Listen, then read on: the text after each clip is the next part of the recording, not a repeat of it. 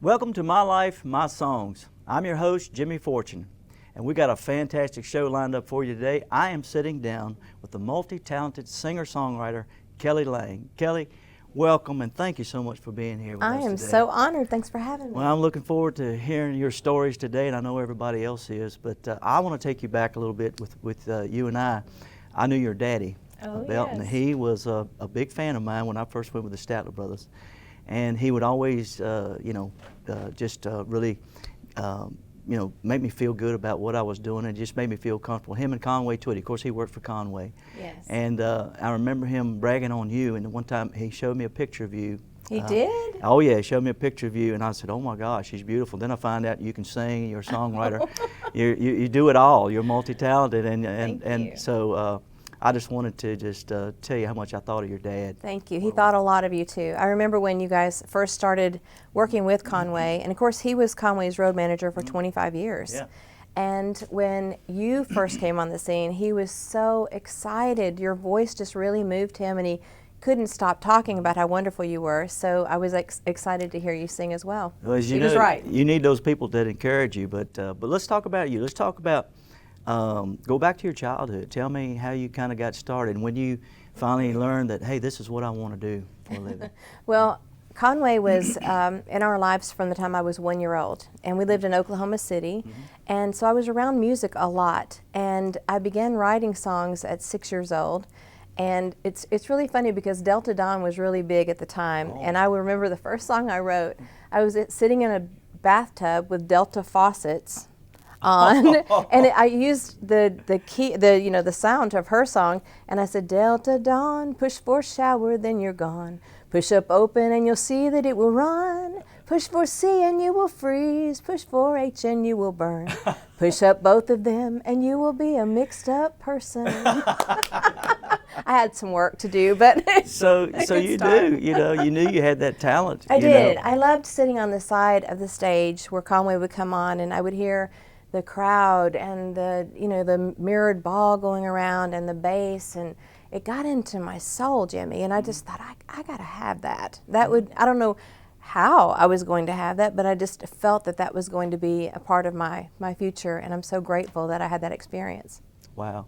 So what was your first little break that you knew this is going to be a career for me? Well, I moved over, Conway moved the whole organization over when I think I was around 7, from Oklahoma City over to Hendersonville, Tennessee, where we both live. And Ralph Emery show was a big thing at the time. It was a local show, but it went through several cities, I think even in Kentucky and Alabama. And he gave me an opportunity to be on his show as 12 years old. And I did it maybe once every 3 or 4 months, and then more regularly. And I did it for a stint of 7 years up until I left the show and went on to do Music City Tonight. But that was like, I didn't go to college, but that was certainly for me a great college education for me, because I learned, live TV. I learned what marks were and band cues were. It was for me the greatest experience. We'll be right back with more My Life, My Songs right here after this. Welcome back to My Life, My Songs. So you've had, cuts by artists, like Ricky Skaggs, Lorrie Morgan, the Oak Ridge Boys, Crystal Gale, George Jones, B.J. Thomas, just to name a few. And how, when you sit and you look at all that and go, wow, how did all this happen? And were you co-writing those songs, or were you pretty much? Some of them I wrote by myself, some of them I co-wrote. A lot of them ended up on TG's album, the legendary Friends and Country Duets album, which you sang on the B.J. Thomas song, The 100% Chance of Pain that we wrote. The one thing that, the extended period of time that I wrote for another artist was Lorrie Morgan. She and I sat down with her piano player and wrote her whole life story it's like a tapestry of experience that she's gone through for her album I Walk Alone. And so that was a real eye-opening experience for me, because I learned more about her, first of all, but just the ability to co-write with somebody on a regular basis was really new to me, because I tend to write most of the things by myself. So it was a good thing. I found that a lot of things that I wrote in the early years by myself were the ones that people really picked up on. I don't know why that is. Well, I've asked myself that question too, because several things that I've written by myself, and it sounds like I'm not wanting to play well with others. It's not that. No. It's just I think when God inspires music into your heart, it is something for you to implement, and maybe somebody else doesn't have that same whisper or the same context that's been given to them.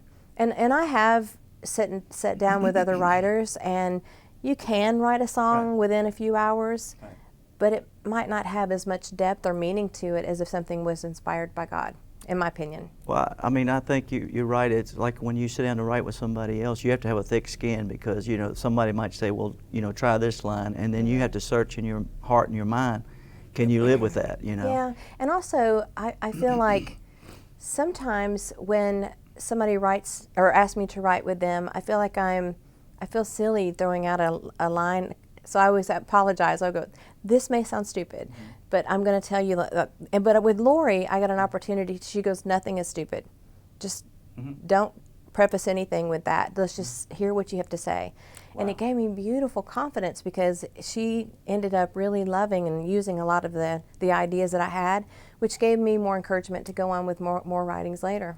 Well, teaming up with her too, she went through a lot in her life, she you know, did. And as you have also, you've been through so many ups and downs with you know, health and the cancer that you had, and but that was a gift, though. In a way, I guess you turned it into, you know, God can turn things around. It was a gift. I had just signed with my first record label at the time that I was diagnosed, and I thought at the time, oh, this is the worst thing in the world that could happen, and I'm going to be, you know, never going to record again, never sing again.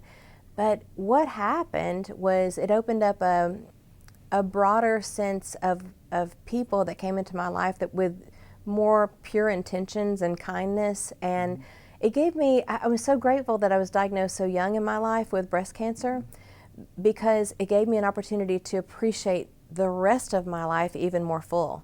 And like, I look at trees and the sky more blue, and I look at everything with such more appreciation than I probably would have otherwise.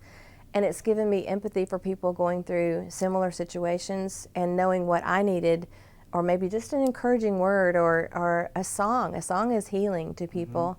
And I recognize when people are going through rough times now, and I don't just sit back, I'll actually engage and try to make a difference now where I would not have done that earlier in my life.